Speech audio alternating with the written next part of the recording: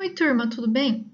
Então vamos começar nossas aulas não presenciais. O primeiro sistema que a gente vai falar fisiologicamente dele é o sistema nervoso. Vamos lembrar aí um pouquinho sobre a função do sistema nervoso. Vamos falar como que é a composição desse sistema, como que ele é dividido, como que ocorre a sinapse. Primeiro é uma introdução, essa primeira aula vai ser uma introdução sobre o nosso sistema nervoso, tá bom? Então vamos lá. Quais são as principais funções aí desse sistema? Primeiramente, é receber as informações de diferentes órgãos e nervos sensoriais. Então, ele recebe aí as informações externas do nosso corpo e também algumas informações internas dos nossos órgãos, tá? Após receber essas informações, ele vai determinar a resposta a ser executada pelo organismo, pelo nosso corpo. Então, ele vai dizer, por exemplo, se eu vou fazer um movimento, se eu vou segurar alguma coisa, ele vai, a partir das minhas informações sensoriais, determinar a resposta que meu corpo vai executar. Ou ele vai armazenar essa informação. Por exemplo, quando a gente está assistindo a nossa aula agora, o que o nosso sistema nervoso ele está fazendo? Ele está armazenando as informações para serem utilizadas posteriormente. Então, as três principais funções do nosso sistema vão ser essas, nosso sistema nervoso.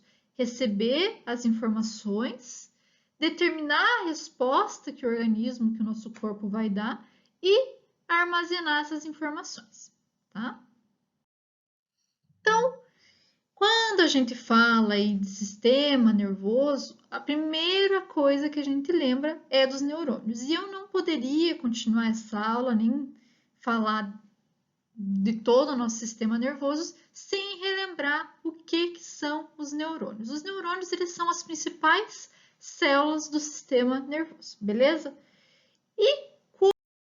Então, pessoal, a gente vai ver aqui a estrutura básica dos neurônios. Então, o neurônio ele é composto por um corpo celular, por dendritos, axônio e terminal sináptico. Agora nós vamos ver como que funciona cada parte dessa célula. Vai ser aqui no nosso corpo celular que a gente vai encontrar, então, o nosso núcleo celular. O núcleo das células dos neurônios, ele geralmente é redondo ou ovoide, tá? E a forma desse corpo celular, ele muda muito dependendo da localização e da função que ele vai exercer, beleza? É aqui também no corpo celular onde a gente vai ter a produção de proteínas. Então, vai ser onde vão ser sintetizadas algumas proteínas. Vocês conseguem ver aí que do núcleo celular, né, desse corpo celular, desculpa, a gente tem aí algumas ramificações. E essas ramificações vão ser os nossos dendritos. Vou mudar aqui a imagem para mostrar para vocês e falar um pouquinho sobre eles. Os dendritos, então, que saem aqui do nosso corpo celular, eles são prolongamentos finos e geralmente eles são ramificados. Vocês conseguem ver aqui nesta região, por exemplo, a ramificação desses dendritos. Essa ramificação é extremamente importante, porque é a partir dessas ramificações dos dendritos que as nossas células conseguem receber os estímulos que vêm ou de outros neurônios ou de células sensoriais, tá? Então, por onde chegam as nossas informações? Por onde o nosso neurônio recebe as informações? Pelos dendritos, beleza? Também saindo do corpo celular, na outra extremidade do corpo celular, nós vamos ter aí os axônios. Os axônios, eles são esses prolongamentos, geralmente muito longos, podendo chegar aí a 1 metro de comprimento. É, pessoal, é bem longo mesmo. E eles vão ser responsáveis aí pela transmissão do impulso nervoso. Esses axônios, vocês conseguem ver que o axônio é essa parte amarela que passa aqui por dentro, estão vendo? E em volta do meu axônio, eu tenho como se fosse uma cobertura. Esta cobertura é conhecida aí como bainha de mielina. Ela é uma gordura e essa gordura que vai envolver aí vai auxiliar na transmissão, né, do nosso impulso nervoso. Então, graças a essa gordura, essa bainha de mielina, nós vamos ter uma velocidade maior aí da condução elétrica, porque é como se ele funcionasse como um isolante da minha transmissão, tá? Então, ele não vai deixar também com que ocorra interferências na transmissão, tá bom? Então, a bainha de mielina é extremamente importante para a transmissão do impulso nervoso. Nessa imagem aqui, eu coloquei 2 neurônios para demonstrar para vocês a importância da bainha de mielina. No primeiro neurônio, a gente não tem a bainha de mielina. Olhem como o impulso nervoso ele demora mais para acontecer ou ele não consegue chegar até o final do axônio. Já na segunda, a gente tem a bainha de mielina e olha como o impulso nervoso ele é rápido.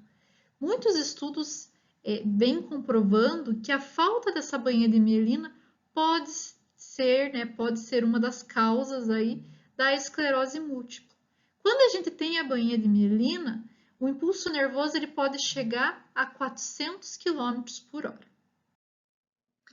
Então, no nosso finalzinho do axônio, no finalzinho do nosso neurônio, a gente tem a região aí chamada de terminal sináptico ou terminal do axônio. Vocês vão encontrar dessas duas formas.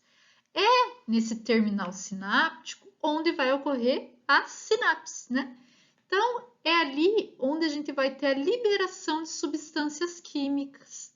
Vocês lembram quais são as substâncias químicas que os nossos neurônios produzem e vão liberar? Isso mesmo, gente, os neurotransmissores. Então, os neurotransmissores eles vão ser liberados aí e olhem aqui, a gente vai ter então um próximo neurônio. Um só, professora? Não. Pode ter aqui diversos neurônios e essa transmissão pode acontecer para mais de um neurônio ao mesmo tempo. E só neurônio? Não, a gente pode ter células também. Vocês lembram lá quando foi visto sistema muscular? Provavelmente vocês viram no passado. Então, teve aí um estímulo de um neurônio para fazer com que a gente flexionasse o braço, tá? Então, chega aí a partir dos meus terminais sinápticos, tá? Ou terminal do axônio. Então, aqui eu coloquei para vocês uma imagem de um terminal sináptico, onde acontecem as sinapses, onde a gente tem a liberação, estão vendo aqui, ó, de neurotransmissores. Esses neurotransmissores, eles são liberados e então entram em outras células. Aqui eu tenho mais uma demonstração do neurônio. Primeiro, vejam aqui a região, né, do meu encéfalo, onde eu tenho o corpo celular e os dendritos. Então, as informações, o estímulo ocorreu, foi para o corpo celular e o corpo celular então levou para o axônio até o local onde ocorre a sinapse. Estão vendo onde está ocorrendo a sinapse aqui, ó? Na minha medula.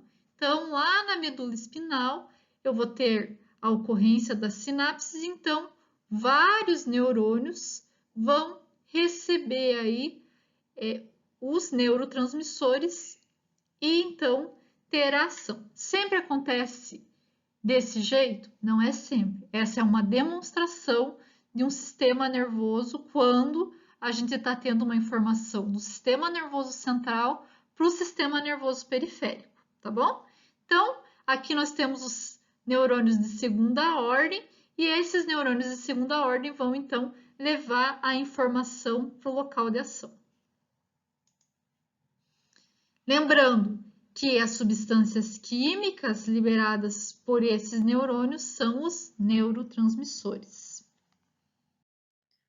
Nesta imagem, a gente consegue verificar que o nosso neurônio ele recebe a informação e ele transmite para uma rede, né, diversa aí de neurônios para chegar até o local onde ele vai ter uma ação. Então, os neurônios eles podem ser classificados dependendo da função que eles vão ter no organismo. As funções de cada tipo eu vou falar mais para frente, mas eu vou mostrar para vocês como eles são classificados pela estrutura, tá? Nós temos aí os multipolares. Nesses multipolares, nós vamos ter diversos prolongamentos que vão sair aqui do corpo celular. Um desses prolongamentos vai ser o axônio e os outros vão ser os dendritos. Nos neurônios unipolares, a gente só vai ter um prolongamento, que é o nosso axônio.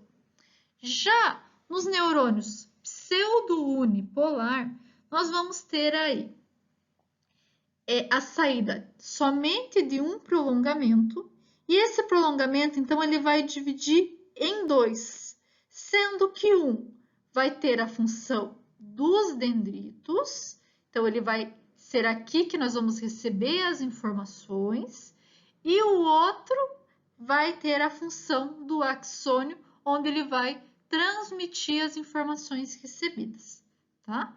Esse aqui é um neurônio bem comum quando a gente fala de neurônio sensorial, tá? E nós temos também o bipolar, que também é comum aí quando a gente está falando de neurônios sensoriais, tá? Onde a gente tem aqui um prolongamento, que vai ser o dendrito, e o outro prolongamento, que vai ser o axônio. Para entendermos sobre o sistema nervoso, eu programei a nossa aula para falar primeiro do impulso nervoso, para depois falar de como ele é dividido, tá? Então, vamos lembrar um pouquinho de como acontece esse impulso nervoso. Eu sei que vocês já viram algumas vezes, mas vamos lembrar aí. O impulso nervoso, ele é um sinal elétrico, tá? E ele vai proporcionar, então, a comunicação entre os neurônios. Nós vamos ter aqui um estímulo, né, no neurônio, e depois desse estímulo, então, a propagação do sinal elétrico pelo axônio. Uma coisa que é extremamente importante a gente lembrar é que esse impulso é sempre unidirecional, ou seja, sempre vai ser para um lado. Então, nós temos o estímulo lá nos dendritos, esse estímulo vem aqui para o nosso corpo celular e então ele vai ser enviado através dos axônios para outra célula. Para entender sobre o impulso nervoso, a gente tem que lembrar lá como que o nosso neurônio ele está quando ele está em repouso. Quando ele está em repouso, nós temos aí uma carga negativa no interior do nosso axônio, quando comparado com a parte externa da membrana, tá?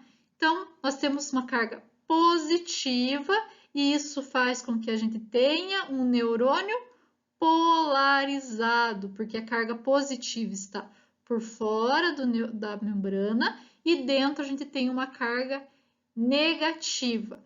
Essa carga negativa, ela está em torno de menos 70 milivolts, tá?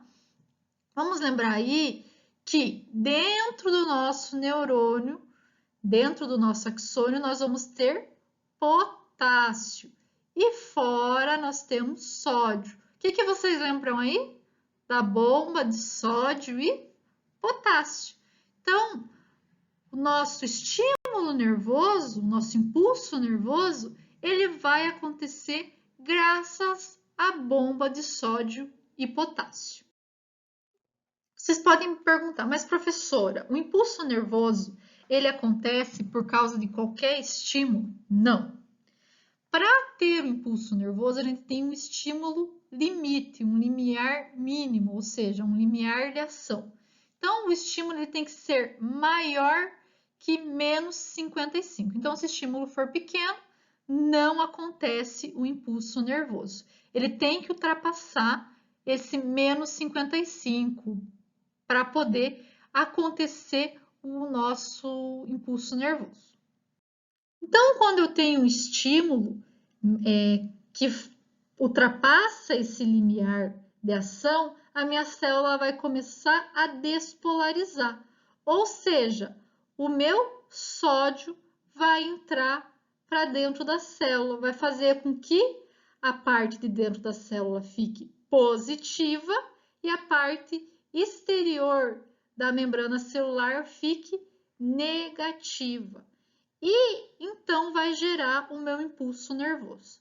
Olhem esse exemplo aqui embaixo. Então, quando a minha célula aqui ela se tornou negativa, lembram que eu falei para vocês que tem sempre a direção do impulso nervoso. Então, vem aqui do corpo celular e vai percorrer o axônio. Então, esse estímulo ele vai percorrendo o axônio do meu neurônio, tá? O que acontece? Quando ele passa aqui para para despolarizar outra região do axônio, aqui vai se repolarizar. E essa repolarização ocorre como?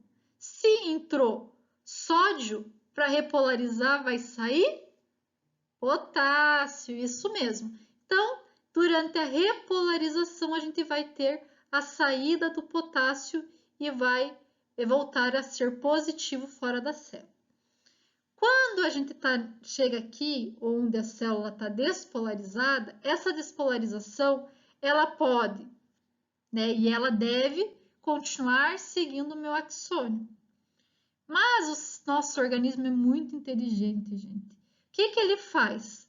Quando tem essa despolarização, teoricamente, ele poderia tanto continuar seguindo o meu axônio, quanto voltar o estímulo para trás. Mas não, o neurônio fala assim: logo depois que eu repolarizei, eu tenho um período refratário. E esse período refratário faz com que o meu neurônio não despolarize novamente por algum tempo. Então, por algum tempo, ele não vai sofrer despolarização, ele vai ficar polarizado e isso estimula com que o meu impulso nervoso siga o caminho correto do meu axônio. Olhem aqui, vamos lembrar como que acontece aí essa bomba de sódio e potássio. Quando minhas células estão normais, estão em repouso, eu tenho sódio no meio externo e potássio no meio interno, tá? Então, vou ter uma carga positiva.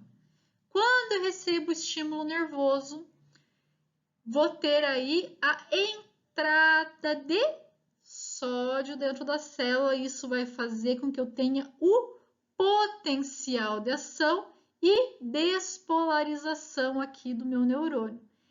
Esse potencial de ação, gente, dura muito pouco tempo. Olha aqui, 0,0015 segundos. Para que ocorra a minha repolarização, então, as minhas células vão começar a jogar aqui potássio para fora para poder repolarizar a região. Mas é claro que isso não é favorável. Lembram-se lá que o potássio ele sempre fica no meio interno da nossa célula. Então, a gente vai ter a volta do potássio para dentro da célula e a saída aí do sódio. Beleza? Então, o impulso nervoso ele vai acontecer nos nossos axônios. Lembra que eu falei para vocês da importância da bainha de mielina? Por que é tão importante assim? A bainha de mielina faz com que o nosso impulso nervoso seja muito mais rápido, porque ela consegue fazer com que esse impulso salte pedaços do meu neurônio. E isso faz com que o impulso chegue aí até 400 km por hora, como eu comentei com vocês. Agora que eu já falei de impulso nervoso, eu vou falar para vocês de como é dividido o nosso sistema nervoso. Vocês vão lembrar, vocês viram isso já, que o sistema nervoso ele é dividido em sistema nervoso central e periférico. Vamos relembrar um pouquinho sobre isso? Então, falando de sistema nervoso central, vamos lembrar lá que ele é dividido em duas partes, né? A medula espinhal ou medula espinal e o encéfalo. No encéfalo, a gente tem o cérebro, cerebelo e o tronco encefálico. E nós temos aí, então, o sistema nervoso periférico. O sistema nervoso periférico ele é constituído principalmente de nervos e dos gânglios. Os nervos, a gente vê aqui que eles podem sair diretamente do cérebro, que é os nervos cranianos. Temos nervos que saem aqui da medula espinhal e temos aí mais alguns nervos periféricos, beleza? Então, esses são os principais componentes do nosso sistema nervoso periférico. Então, agora que a gente já viu como funciona o neurônio, como que ocorre o impulso nervoso, como o sistema nervoso ele é dividido, a gente vai falar um pouquinho aí das funções do nosso sistema nervoso. Ele tem principalmente três funções, que seria a sensorial, a função motora e a função integrativa, tá? Então, a gente vai falar um pouquinho de cada um. Em relação à função sensorial, quando a gente fala de sensorial, o que vem à cabeça de vocês? Tato, sensação de frio, sensação de calor, não é?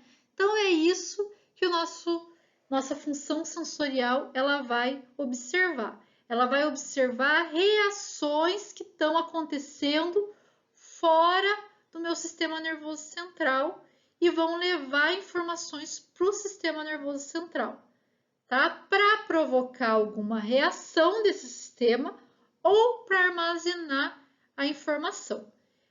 Mas é só pele, frio, calor? Não. Aqui a gente também tem a parte da visão, olfato, é tudo nessa função sensorial. Então, aqui a gente observa a pele, as terminações aqui nervosas que vão fazer com que a gente tenha sensação de frio, calor. Também temos aqui alguns compostos como o crepúsculo de Pacini e crepúsculo de Meissner, que são alguns componentes da nossa pele que vão fazer com que a gente tenha a sensação de pressão, a sensação de tato. Então, o nosso sistema nervoso periférico, ele vai observar quando a gente tem uma pressão, quando a gente está com calor, com frio, e vai levar essa informação para o sistema nervoso central. Aqui nessa imagem, a gente observa que o músculo está sentindo uma dor, está sentindo alguma ação. Essa ação ela vai ser observada pelo meu sistema nervoso periférico e, através das fibras sensoriais, essa ação, essa sensação que ele está sentindo, ele vai levar informação lá para o meu sistema nervoso central. Quando eu estou levando informação do sistema nervoso periférico para o sistema nervoso central, a gente chama de conexões aferentes. Então, que vem do sistema nervoso periférico e vai para o sistema nervoso central. Então, quando a gente está falando de função sensorial, a gente vai ter conexões aferentes. A outra função do meu sistema nervoso é a função motora. Então, essa função motora, ela vai controlar as atividades do meu organismo. Eu sei que quando eu falo em função motora, a primeira coisa que vai passar na cabeça de vocês é caminhar, fazer um exercício físico, mas não é só esse tipo de função que ele vai controlar. Ele vai controlar a contração dos músculos, mas ele também tem controle sobre as glândulas, ou seja, ele vai dizer para o meu organismo se precisa liberar alguma secreção ou se precisa diminuir a liberação daquela secreção. É ele que vai estimular as secreções, vai controlar as secreções das glândulas, vai controlar as secreções de substâncias químicas. Quando eu falo de função motora, a gente já tem que pensar assim, que nós vamos ter um estímulo lá no sistema nervoso central. Esse estímulo, então, vai ser transmitido até chegar aí, por exemplo, no meu músculo quando eu for caminhar. Então, o estímulo vai ser do sistema nervoso central para o sistema nervoso periférico. Antes, lembra que eu falei para vocês que quando eu tinha uma sensação, os sinais eram aferentes? Quando eu tenho um estímulo motor pela fibra motora, eu vou ter sinais eferentes. Então, quando o estímulo vem do sistema nervoso central para o sistema nervoso periférico, os sinais são eferentes. Então, uma coisa que com certeza vocês podem ficar na dúvida é sobre isso. Qual que é a diferença de sinal ou controle aferente e sinal ou controle eferente? Então, aferente é quando eu tenho um estímulo sensorial e esse estímulo vai da periferia para o sistema nervoso central. Quando eu tenho um sinal eferente ou um controle eferente, eu vou ter um estímulo do sistema nervoso central e esse estímulo vai aí para a minha periferia. Então, vai do sistema nervoso central para o sistema nervoso periférico. Essas conexões, elas são múltiplas, gente. Pode chegar aí a 20.000 conexões. Lembra que eu mostrei para vocês aquela imagem, aquele GIF, onde tinha diversas conexões neuronais? Então, às vezes, passa por diversos neurônios para chegar até o local de ação. Na função integrativa do sistema nervoso, são aí o modo que o meu sistema nervoso processa as informações aferentes, ou seja, as informações que vêm do meu sistema nervoso periférico. Então, como que ele vai processar essas informações e vai executar a minha resposta motora, por exemplo. Vamos dar um exemplo aqui para vocês. Quando você encosta em uma superfície quente, é uma função sensorial. Você encostou numa superfície quente, vai lá para o meu sistema nervoso central uma informação aferente que eu encostei nessa superfície quente. Ele vai processar essa informação de forma integrativa e vai dizer assim: tire a mão daí, que é uma forma motora dele fazer com que você retire sua mão da superfície quente. Vocês viram como todas as funções elas estão interligadas? Então, você tem a sensação, ele vai para o meu sistema nervoso, interpreta o que está acontecendo e ele vai dar um sinal motor para você retirar a mão do local onde você está encostando, por exemplo, tá? Claro que 99% das minhas informações sensoriais são descartadas. Você não fica o dia inteiro sentindo tudo que está à tua volta, né? Você muitas vezes descarta essas informações, mas sempre que você precisa, você observa elas. Deu para entender cada uma dessas funções? Gente, ficou com dúvida? Anota aí no papel e vamos tirar a dúvida depois, tá bom? Ó, vou voltar nessa imagem para lembrar vocês como funciona. Então, eu vou ter aqui os sinais aferentes. Esses sinais eles vão ser enviados para o meu sistema nervoso central. Aqui, no meu sistema nervoso central, eu vou ter as funções integrativas. E ele vai dizer para mim: você precisa caminhar. Então, ele vem aqui por sinais eferentes e manda aqui meu músculo se locomover, contrai o meu músculo. Beleza? Nosso sistema nervoso, ele vai se dividir de forma funcional. Então, cada parte do sistema vai ter uma função diferente. Vamos ver as funções aí? Primeiramente, vamos ver as divisões. Primeira divisão é a nível medular. O nível medular é o que a gente tem aí, a medula espinal ou medula espinhal. No segundo, o outro nível, é o nível cerebral inferior, também conhecido como nível subcortical. E nós temos aí o nível cerebral superior, ou nível cortical. A gente vai ver um pouquinho sobre cada um deles. Vamos começar aí com o nível da medula espinhal. Então, o primeiro nível é o nível medular.